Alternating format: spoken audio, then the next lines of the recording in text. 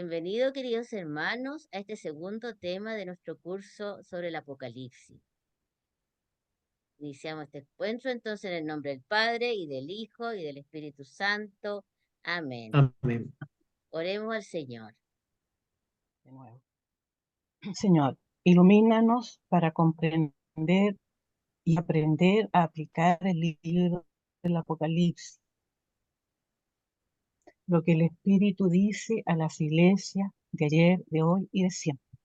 Que las comunidades podamos mantenernos firmes en la fe, constantes en la esperanza y en el amor, con fidelidad a la palabra y al nombre de Jesucristo, que nunca perdamos el amor inicial con el que conocimos a Jesús cuando nos llamó, y que seamos perseverantes hasta el final.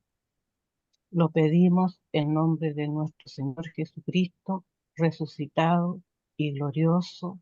Amén. Amén. Amén. Amén. Nuestro tema de hoy son las cartas de Dios a las 7 iglesias de Asia Menor. Antes de iniciar la lectura de estas cartas, queremos mostrarles cómo eran estas iglesias a través de algunas diapositivas que hemos preparado para ustedes.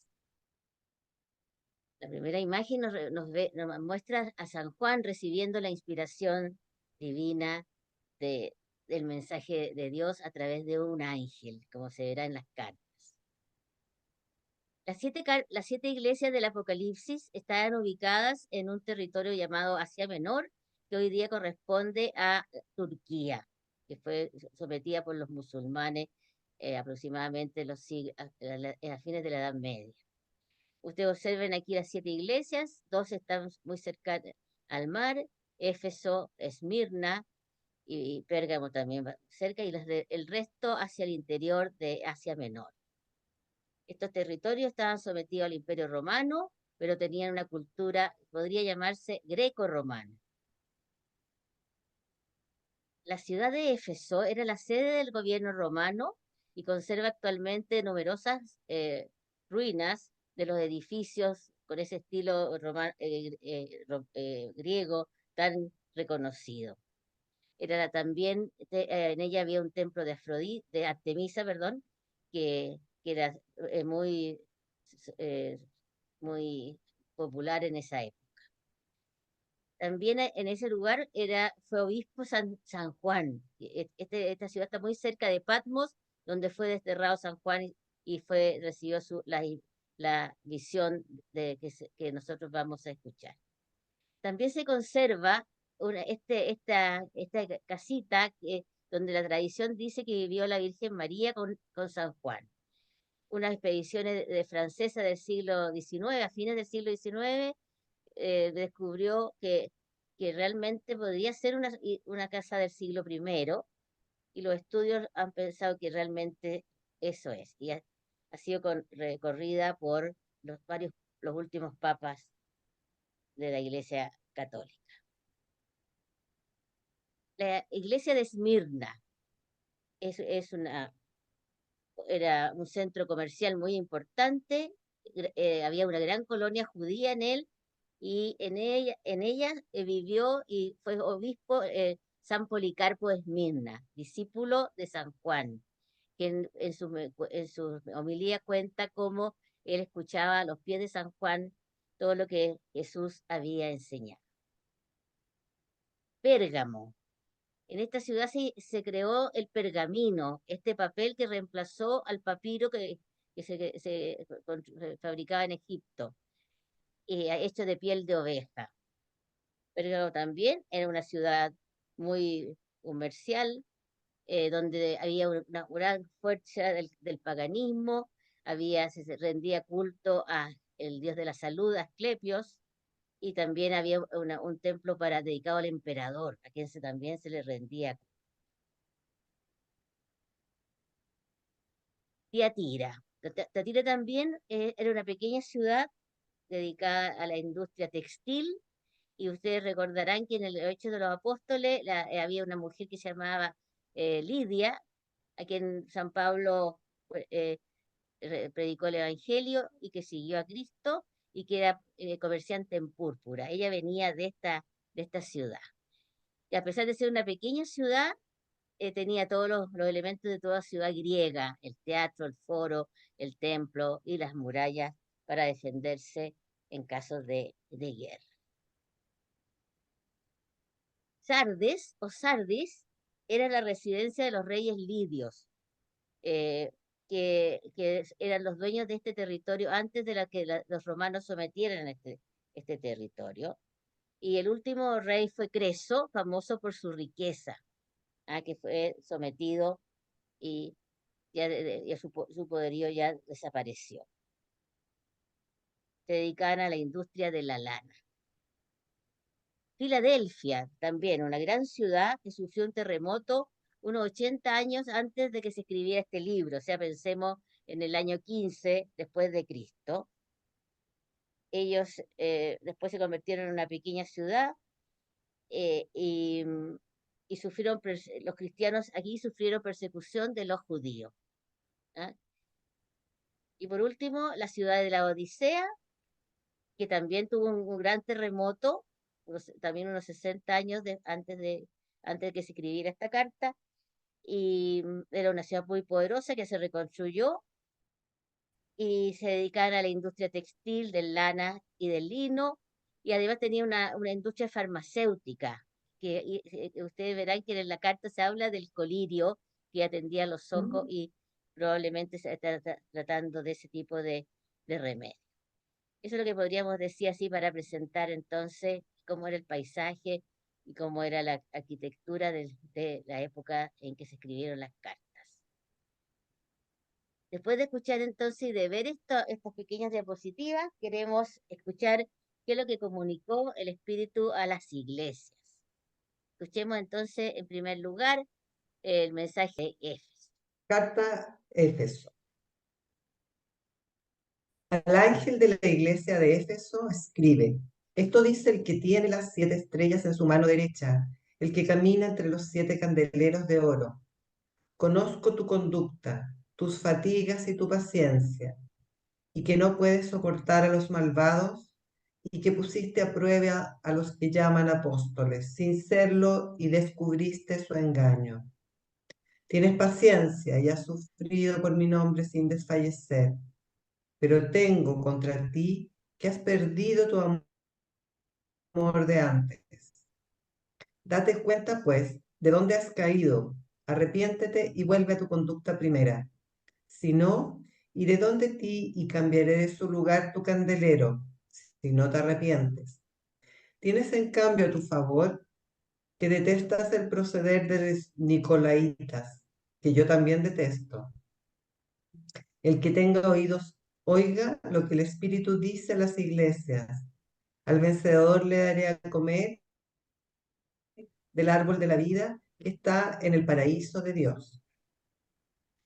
Lo que se puede deducir y que yo entendí de la reflexión en esta carta es que Cristo se presenta como el Mesías sacerdotal y tiene las 7 estrellas, que son las iglesias, bajo su protección en su mano. También que Él conoce, porque siempre es el amor el que guía la relación de Él con nosotros. Y en el amor podemos conocer al otro en profundidad. Hay un reproche como corrección para que enderece el camino de alejamiento a Cristo. Entonces le reprocha haber perdido este primer origen, y en realidad el primer amor es el que Dios nos eligió a nosotros. ¿Mm? Entonces reprocha haberse alejado del primer amor. Si no se enmienda, le está diciendo las consecuencias lógicas que va a tener cuando cualquiera de nosotros no nos enmendamos. Nos vamos alejando de Dios, nos vamos apartando, pero no es porque Dios se aparte, es porque la iglesia se va apartando buscando su propia forma de hacer las cosas. La duda es cómo purificar a la iglesia, porque hay una buena intención original en Éfeso, que es la duda que a veces tenemos todos: cómo purificarnos o cómo purificar los grupos en los que estamos. Entonces pareciera que no hay que perder de vista el hacer el bien, el amor primero, y permitir que Dios, y considerar y aceptar que Dios ama a los pecadores. ¿Mm? No está para que nosotros los destruyamos, es para que los corrijamos y los llevemos cerca de Él. Por último, hay una generosidad que ofrece el regalo, que es la plenitud de la vida que estaba presente en el Génesis y que se va a dar al final de los tiempos.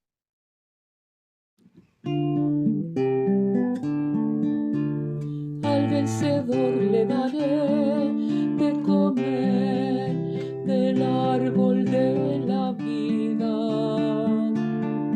Aleluya, aleluya.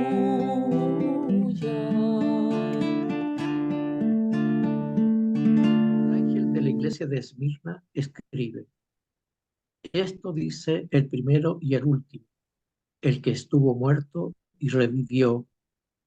Conozco tu tribulación y tu pobreza, aunque eres rico, y las calumnias de los que se llaman judíos sin serlo, y son en realidad una sinagoga de Satanás.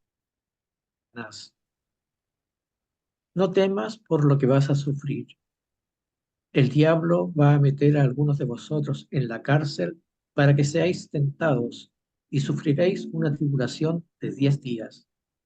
Mantente fiel hasta la muerte y te daré la corona de la vida. El que tenga oídos, oiga lo que el Espíritu dice a las iglesias. El vencedor no sufrirá daño de la muerte segunda. A la iglesia de Esmirna, Cristo se presenta en la realidad de su misterio pascual, muerto y resucitado. Está al comienzo y al final de la historia de la salvación. Es primero y último. Versículo 8. La iglesia se encuentra en una situación difícil. Es objeto de persecución incluso por parte de los judíos. Versículo 9. Y es pobre. Y esas dificultades irán incluso acentuándose en un próximo futuro. Versículos del 9 al 10. Pero Cristo asiste a su iglesia. Así su pobreza se cambiará en riqueza. Los días de la tribulación están contados. 10 días. Si la iglesia sigue siendo fiel hasta la muerte, obtendrá como regalo la plenitud de la vida y no tendrá que temer la perdición definitiva, la muerte segunda, versículo 11. Esta carta pareciera también que está escrita para nuestra iglesia. ¿Por qué crees tú que está escrita para nuestra iglesia? De alguna manera también la iglesia está siendo perseguida en estos momentos. Ya. Eh, y también visualizamos que a futuro puede que incluso sea peor.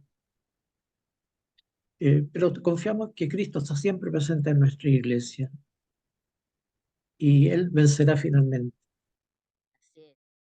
El vencedor no sufrirá la segunda muerte. El vencedor no sufrirá la segunda muerte. Aleluya, aleluya. Carta a la iglesia de Pérgamo. Al ángel de la iglesia de Pérgamo, el ángel de la iglesia de Pérgamo escribe: esto dice el que tiene la espada aguda de 2 filos. Sé dónde vives, dónde está el trono de Satanás. Eres fiel a mi nombre y no has renegado de mi fe, ni siquiera en los días de Antipas, mi testigo fiel, que fue muerto entre vosotros, ahí donde habita Satanás. Pero tengo algunas cosas contra ti. Mantienes ahí algunos que sostienen la doctrina de Balaam, que enseñaba a Balac a poner tropiezos a los hijos de Israel, para que comieran carnes inmoladas a los ídolos y fornicaran. Así tú también mantienes algunos que sostienen la doctrina de los Nicolaitas. Arrepiéntete, pues, si no, iré pronto donde ti y lucharé contra ti con la espada de mi boca. El que tenga oídos, oiga lo que el Espíritu dice a las iglesias. Al vencedor le daré maná escondido, y le daré también una piedrecita blanca, y grabado en la piedrecita un nombre nuevo que nadie conoce, sino el que lo recibe.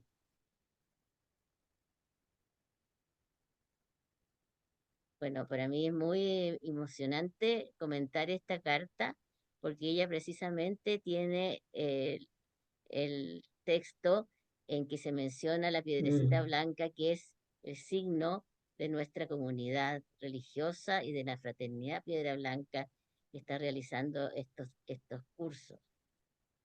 Bueno, el, el que habla en este es la espada de doble filo. La espada, es la palabra de Dios. Esta palabra de Dios que tiene dos filos y que divide la verdad de la mentira, la verdadera fe de la idolatría.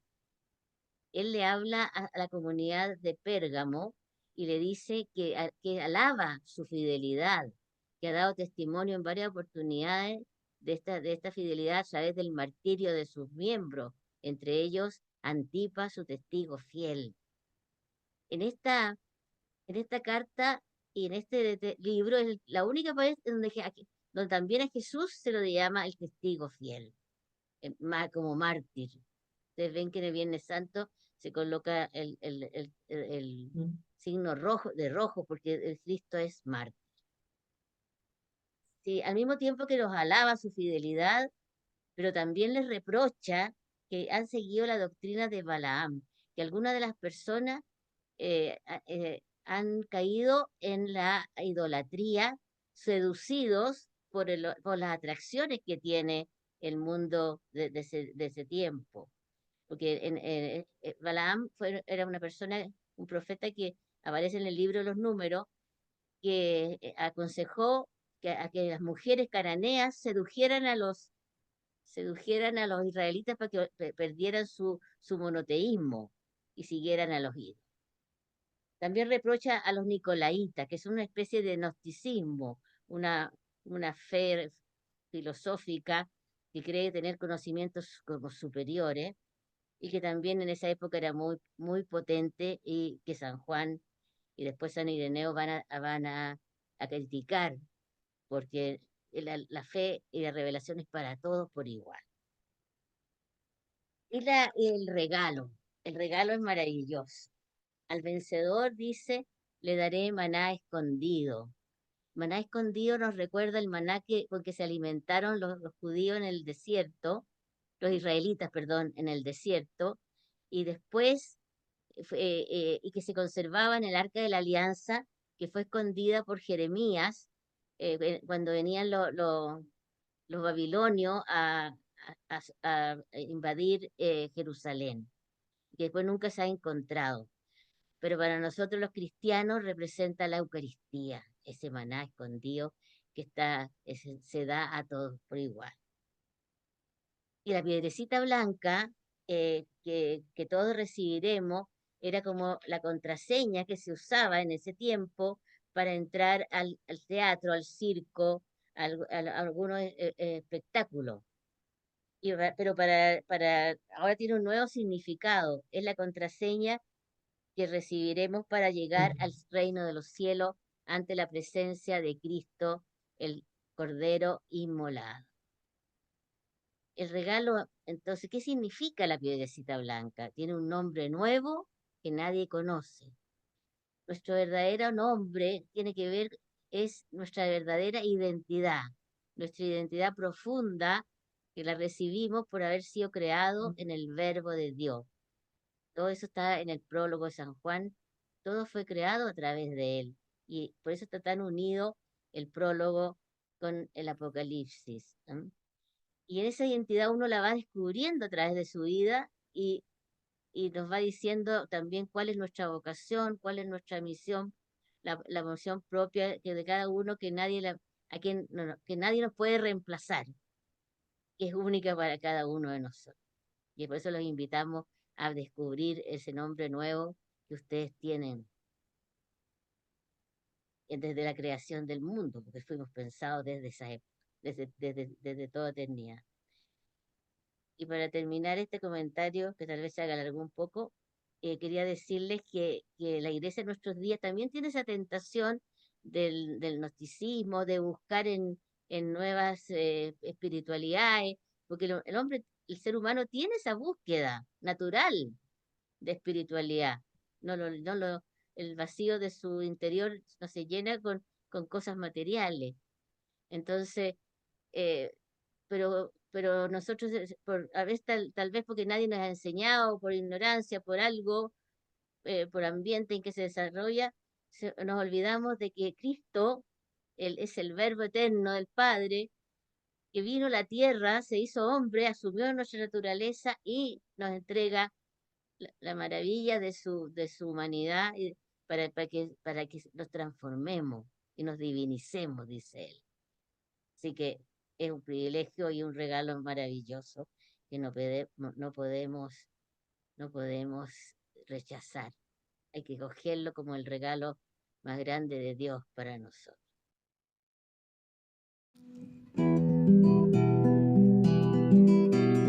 Al vencedor le daré una piedrecita blanca y un nombre nuevo. Al vencedor le daré una piedrecita blanca y un nombre nuevo.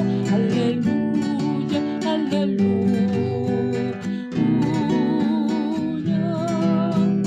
Carta a Tiatira.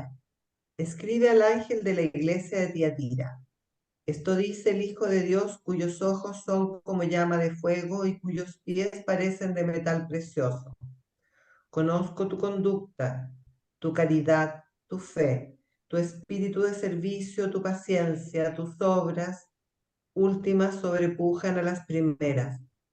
Pero tengo contra ti que toleras a Jezabel, esa mujer que se llama profetisa y está enseñando y entregando a mis siervas y engañando a mis siervos para que forniquen y coman carne inmolada a los ídolos. Le he dado tiempo para que se arrepienta, pero no quiere arrepentirse de su fornicación. Mira a ella, voy a arrojarla al lecho del dolor y a los que adulteran con ella, a una gran tribulación, si no se arrepienten de sus obras. Y a sus hijos los voy a herir de muerte. Así sabrán todas las iglesias que yo soy el que sondea a los riñones y los corazones. Y yo os daré a cada uno según vuestras obras. Pero a vosotros, a los demás de Tiatira, que no compartís esa doctrina, que no conocéis las profundidades de Satanás, como ellos dicen, os digo, no os impongo ninguna otra carga, solo que mantengáis firmemente hasta mi vuelta lo que ya tenéis. Al vencedor, al que se mantenga fiel a mis obras hasta el fin, le daré poder sobre las naciones. Las regirá como cetro de hierro, como se quebrantan las piezas de arcilla. Yo también lo he recibido de mi Padre y le daré el lucero del alba. El que tenga oídos, oiga lo que el Espíritu dice a las iglesias. A la iglesia de Tiatira, Cristo se presenta como el resucitado, el Hijo de Dios, cuyos ojos, como lo describe San Juan, parecen llamas de fuego y sus pies como de metal precioso. Esto es el Señor glorificado, pero también el Señor que viene como juez. Dice, con ojos que parecen llamas de fuego, con lo que se señala que escruta los corazones y ve en profundidad. Como también dice después, aquel que sondea los riñones y los corazones. Al referirse a la iglesia de Tiatira, el Señor en primer lugar reconoce que allí la comunidad busca vivir en la caridad, en la fidelidad, en el buen servicio, dice, en la paciencia y en la perseverancia. el Señor hace buenos elogios, sin embargo, le hace reproches. ¿Qué es entonces lo que está haciendo mal Tiatira? El problema es que Tiatira, aún viviendo las tres virtudes esenciales, fe, esperanza y caridad, deja espacio a Jezabel, nombre simbólico que está tomado de la mujer de Acab, que introdujo en el reino de Israel la idolatría y una serie de prácticas contrarias a la fe de Yahvé, y la seguían falsos profetas. Jezabel acá entonces representa algo análogo, el comportamiento de una parte de la comunidad que se ha ido corrompiendo, que se ha ido mundanizando, es decir, la comunidad no ha permanecido fiel a la doctrina sana porque no tiene la capacidad de discernir los espíritus y se ha dejado cautivar por la idolatría, presentada acá como fornicación. Tiatira es llamada a la conversión, la cual, de no realizarse, se producirá lo inevitable. Seguirán alejando de Dios, puesto que tiene la mirada en los ídolos. Entonces ocurrirá al final lo inminente, la muerte. Sin embargo, hay una parte de la comunidad tiatira que se ha mantenido fiel y que no ha conocido eso que llaman, que menciona el texto, las profundidades de Satanás, que no siguen extrañas doctrinas. A ellos, dice el Señor, no les impondré otra carga, pero guarda lo que tienes hasta que yo vuelva. Bueno, entonces, el que resulte vencedor del mundo y de sus tentaciones y que practique mis obras hasta el fin, dice el Señor, le daré poder sobre las naciones paganas. El Señor promete también la estrella radiante de la mañana, el lucero del alba, que es Cristo mismo, lo que significa yo me daré a mí mismo, me entregaré. Así al vencedor le concederé llegar a ser hijo de Dios por medio de la entrega de mi cuerpo. El lenguaje de San Juan, esa expresión indica claramente la Eucaristía, promesa que encuentra ya hoy su cumplimiento en el sacramento de la Eucaristía. ¿Cómo podríamos aplicar lo que se dice de la iglesia de Tiatira a la iglesia actual? Yo creo que cada uno de nosotros en la actualidad tiene la experiencia de ver en nuestras comunidades de iglesia hermanos que, diciéndose católicos, adhieren a creencias espirituales y ejercicios mentales y prácticas de sanación que no tienen nada que ver con la vida en el espíritu que propone Cristo, eh, tal vez producto de la mala forma.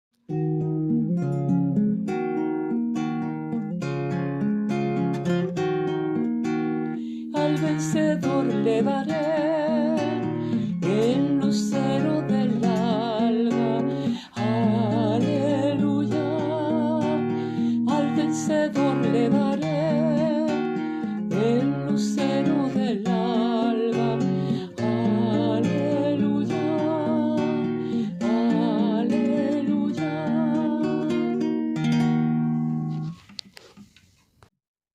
Carta a la iglesia de Sardes.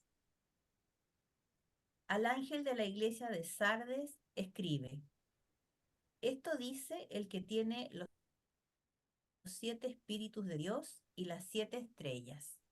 Conozco tu conducta. Tienes nombre como de quien vive, pero estás muerto.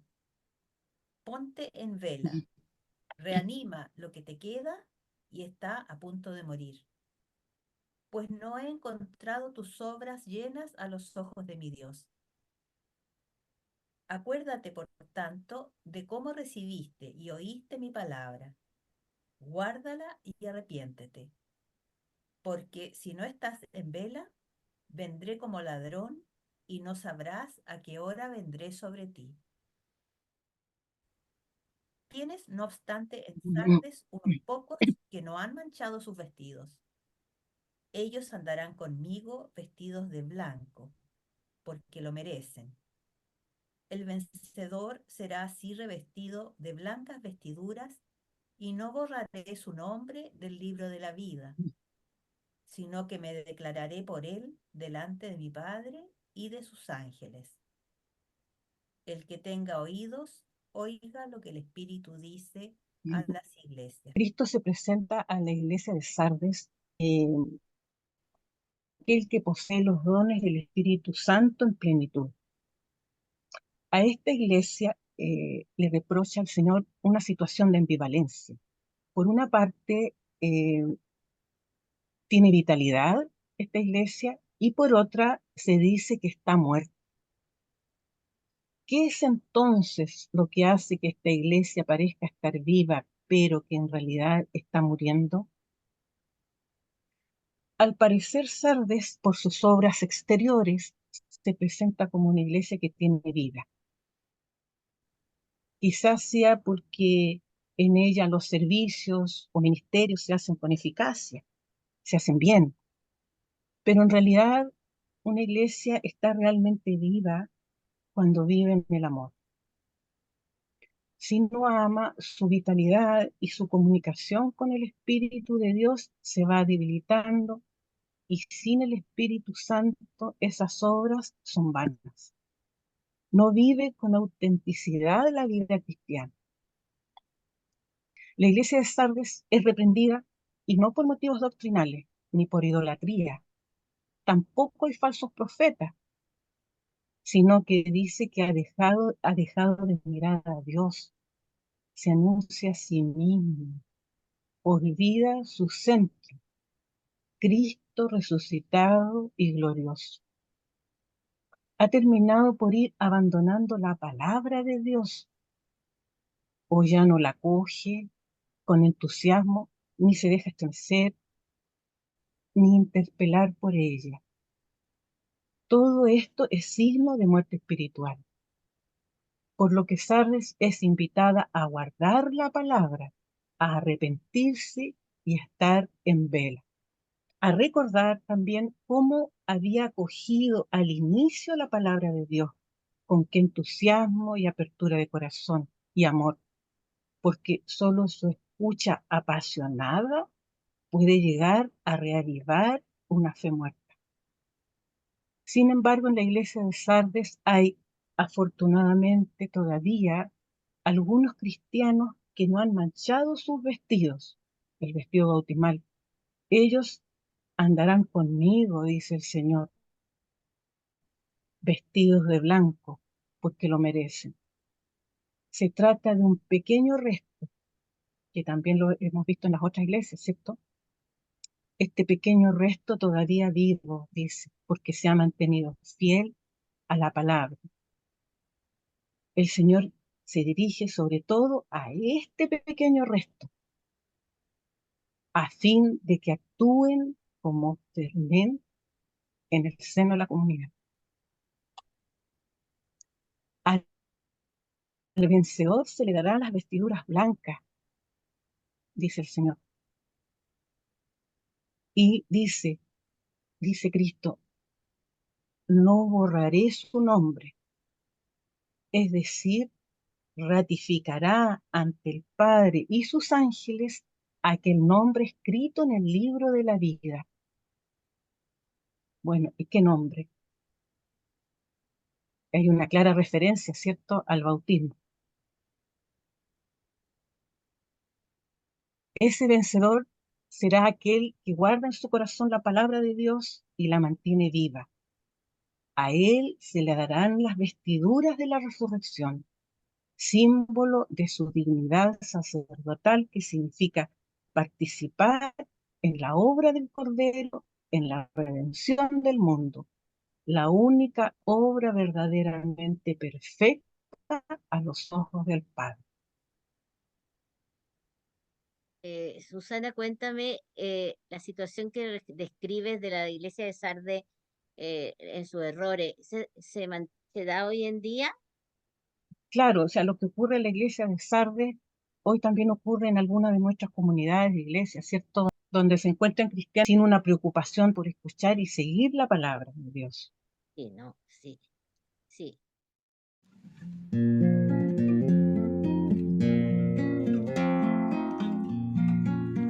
Al vencedor lo revestiré de vestiduras blancas.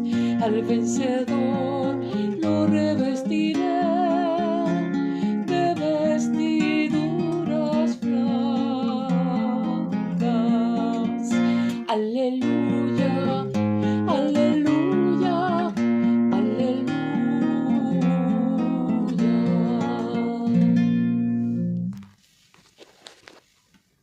Carta a la iglesia de Filadelfia. Al ángel de la iglesia de Filadelfia escribe: Esto dice el santo, el veraz, el que tiene la llave de David. Si él abre, nadie puede cerrar. Si él cierra, nadie puede abrir. Conozco tu conducta. Mira que he abierto ante ti una puerta que nadie puede cerrar. Porque aunque tienes poco poder, has guardado mi palabra y no has renegado de mi nombre. Mira que te voy a entregar algunos de la sinagoga de Satanás, de los que se proclaman judíos y no lo son, sino que mienten. Yo haré que vayan a postrarse delante de tus pies para que sepan que yo te he amado. Ya que has guardado mi recomendación de ser paciente, también yo te guardaré de la hora de la prueba que va a venir sobre el mundo entero para probar a los habitantes de la tierra. Vengo pronto. Mantén con firmeza lo que tienes para que nadie te arrebate tu corona. Al vencedor le pondré de columna en el santuario de mi Dios, y no saldrá fuera ya más. Y grabaré en él el nombre de mi Dios, y el nombre de la ciudad de mi Dios, la nueva Jerusalén, que baja del cielo enviada por mi Dios, y mi nombre nuevo. El que tenga oídos, oiga lo que el Espíritu dice a las iglesias. Primero decir que en la carta Cristo se presenta como el santo, el veraz, el que tiene la llave de David. Dice que si él abre, nadie puede cerrar, y que si él cierra, nadie puede abrir. Con estas palabras, entonces, deja claro que él es el que tiene autoridad suprema sobre todas las cosas, y que es él el que decide quién será acogido en el reino de Dios y quién será excluido de él. Y al mencionar que tiene la llave de David, está diciendo que tiene pleno poder porque ha llevado a la plenitud la historia de salvación que se inició en el Antiguo Testamento. Ujú. Al mencionar a David, está mencionando entonces, refiriéndose al Antiguo Testamento. Después, más adelante en el texto, dice que tiene poco poder, que Filadelfia tiene poco poder, pero, sin embargo, ha guardado su palabra, es decir, ha puesto su confianza en el Señor, como cuando Pablo dice: cuando soy débil es cuando soy fuerte. Por eso le dice que le ha abierto una puerta que nadie puede cerrar. Esta puerta corresponde a la puerta de la fe, que se mantendrá abierta a la acción misionera, al apostolado en que la iglesia de Filadelfia tendrá éxito, porque ella, por su fidelidad, ¿cierto?, tendrá éxito en su apostolado y preferentemente con la comunidad judía, que es la que la persigue. Y tanto es así que cuando dice el texto, Cristo le dice: se postrará ante tus pies para que sepan que yo te he amado. Es un anuncio que le hace de que muchos de estos judíos que son perseguidores van a ser convertidos gracias a la acción de la comunidad de la iglesia de Filadelfia. Mm, Después, más adelante, le dice que ha sido paciente. Por lo tanto, por haber sido paciente, te guardaré el día de la prueba, que va a venir sobre el mundo entero. O sea, protegerá de las tribulaciones en ese momento. Y viene después la promesa, el regalo que le hace el Señor.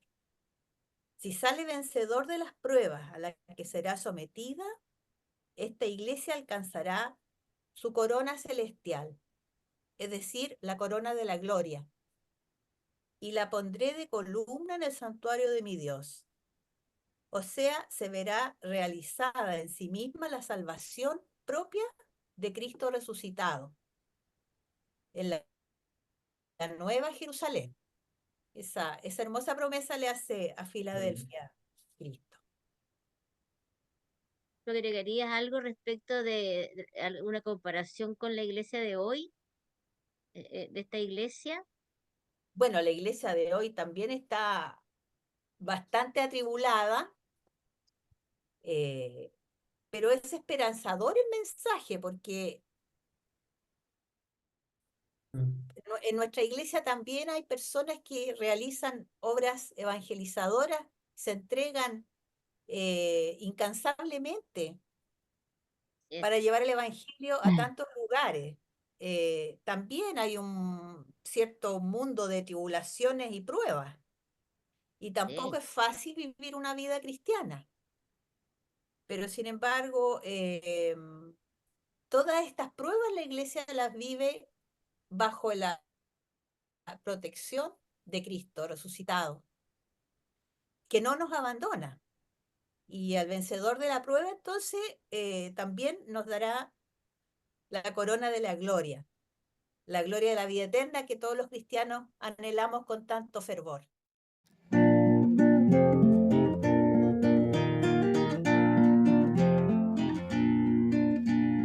Al vencedor lo pondré de columna en el santuario de mi Dios. Al vencedor lo pondré de columna en el santuario de mi Dios. Aleluya, aleluya.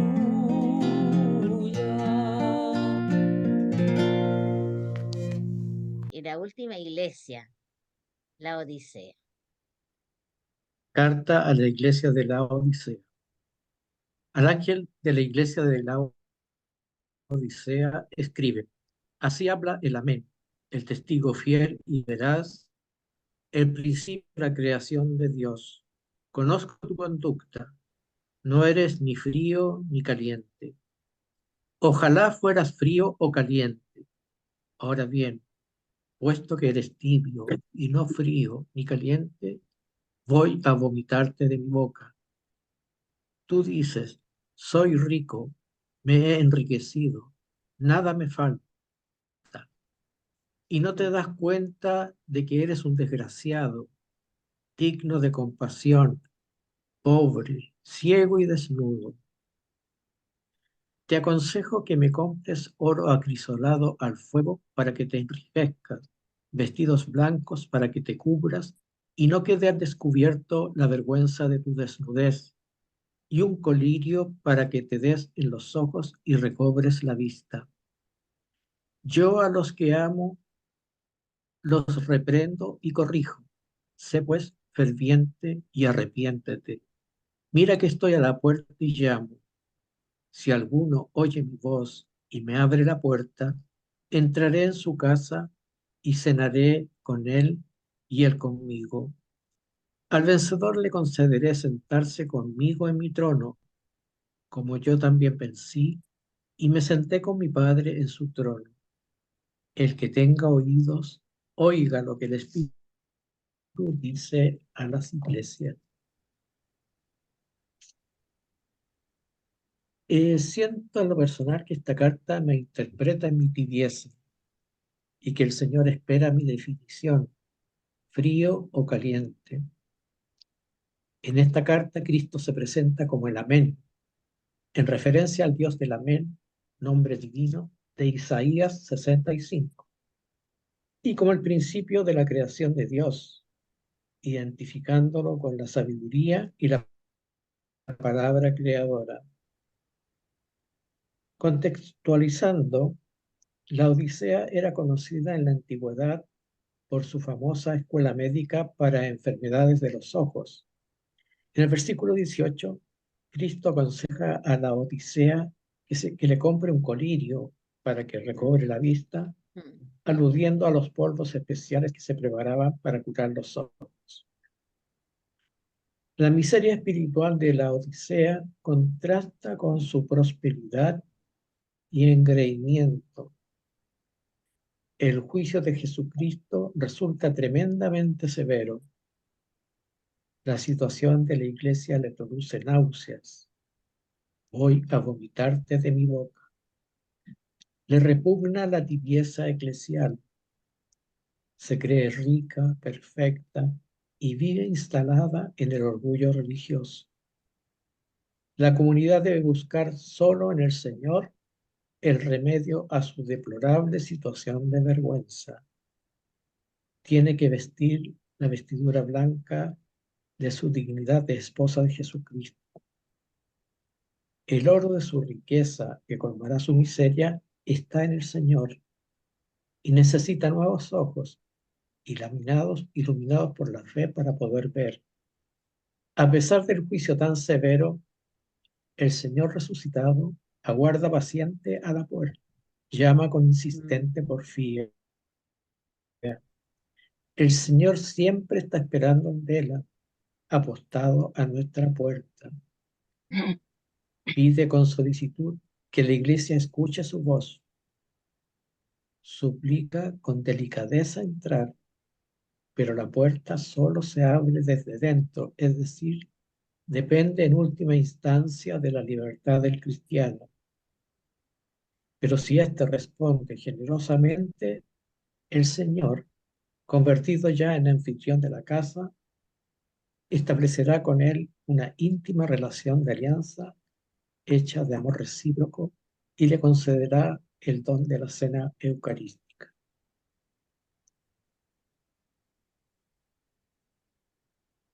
Bien, gracias. Bueno, ¿Quieres agregar algo respecto siento que de hoy? también a la iglesia,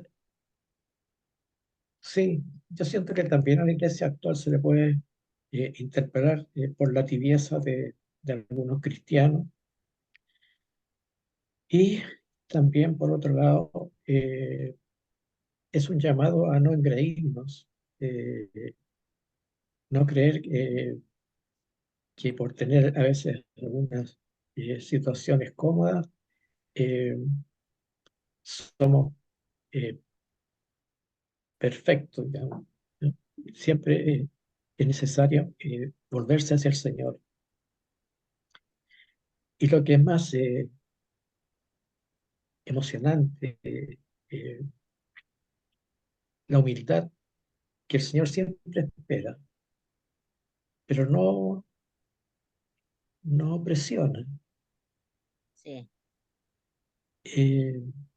Nos pide que escuchemos su voz y sabe que la puerta se abre desde dentro de sí. Depende de nuestra conversión el que el Señor pase hacia nosotros. Cuando el Señor pasa, establecerá una relación íntima con nosotros y nos concederá el don de su Eucaristía.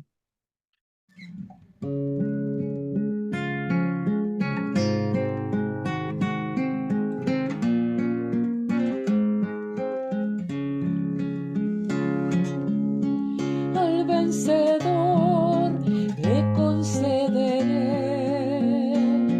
sentarse conmigo en mi trono.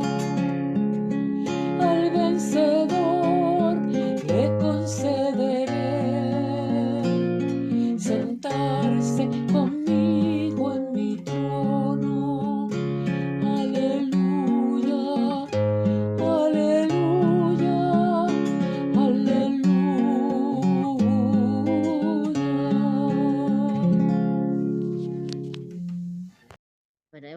estudiado las 7 cartas que el ángel entregó y envió a Juan. Eh, Consuelo, yo creo que tú has preparado algo de los anhelos del alma. Y nos vamos a unir a los anhelos del alma que nos va a presentar el párroco de la parroquia San Vicente de Paul, que además es nuestro asesor espiritual en Piedra Blanca. Él tiene una trayectoria familiar con 7 hermanos, él es el mayor de 7 hermanos, y eso también le da un sello a su pastoral, ¿ya? Entonces a lo mejor ustedes ya saben quién es, pero si no les digo el nombre, los ayudo. Él es Francisco Javier Manterola Covarrubias. Nos unimos entonces a los anhelos del alma de nuestro pastor. Las cartas a las 7 iglesias son una carta más bien a toda la iglesia, una, única, como lo dice tan bellamente en Lumen Gentium 23, que la iglesia existe en cada iglesia particular y a partir de cada iglesia particular, de tal manera que no son 7 iglesias aisladas que hubo, sino que el número 7 es para hablarle a toda la iglesia y a cada iglesia y a cada núcleo, podríamos decir, de la iglesia. Las cartas a las 7 iglesias son, podríamos decir, un examen de conciencia a cada uno de los núcleos de la iglesia.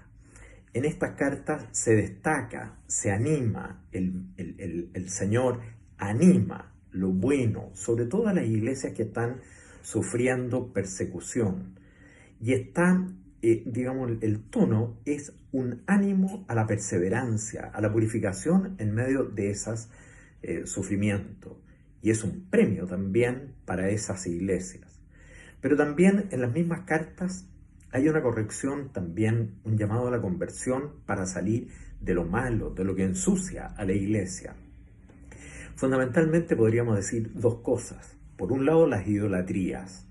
Habla de los nicolaitas, que no se sabe bien qué es lo que eran, pero son esos sincretismos que de repente empiezan entre religiones y mundanismos o cosas que enturbian.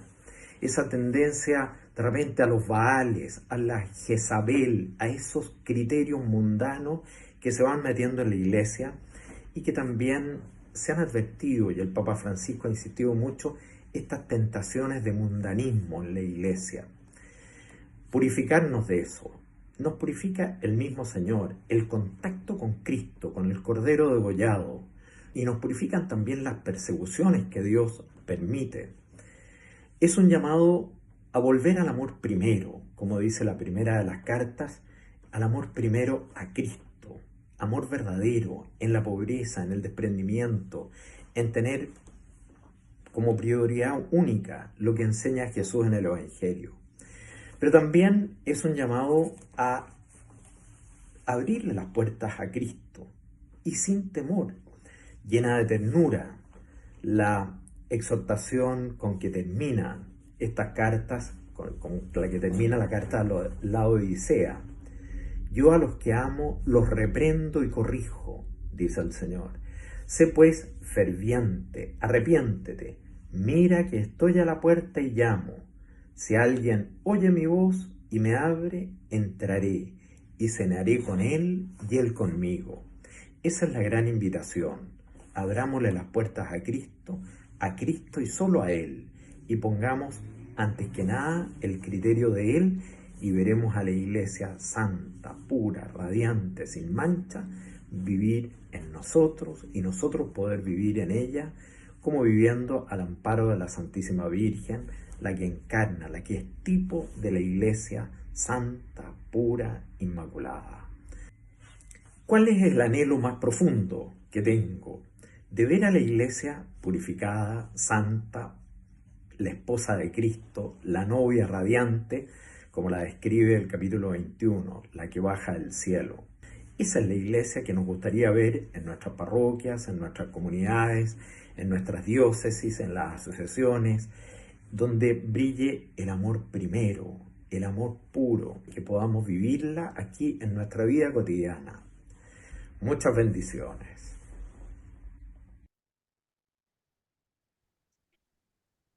Bueno, le agradecemos al padre Javier Manterola su presencia entre nosotros, sus palabras. Entonces va a terminar este tema sobre las cartas a las 7 iglesias. Oremos al Señor para dar gracias.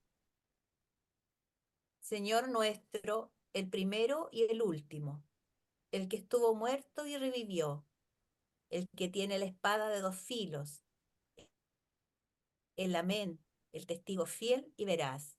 Señor, Cristo resucitado, te adoramos, te bendecimos, te damos gracias por todo el amor que nos tienes y por darnos tu mensaje en el Apocalipsis, que es como abrir una puerta a un lugar lleno de tu luz, Señor. Nos muestras el camino para alcanzar la gloria en la que tú te encuentras al lado del Padre. Como asamblea orante te pedimos, Señor, nos des entendimiento, aumentes nuestra fe, haz que no seamos tibios y que guardemos tu palabra hasta el fin, para que cumplas también en nosotros las promesas que le has hecho a las 7 iglesias. Danos de comer del árbol de la vida, no sufrir daño de la segunda muerte, darnos maná escondido y una piedrecita blanca, sentarnos contigo en tu trono, Señor, y purificados por tu palabra, nos lleves contigo a la gloria eterna. Amén. Amén. Amén.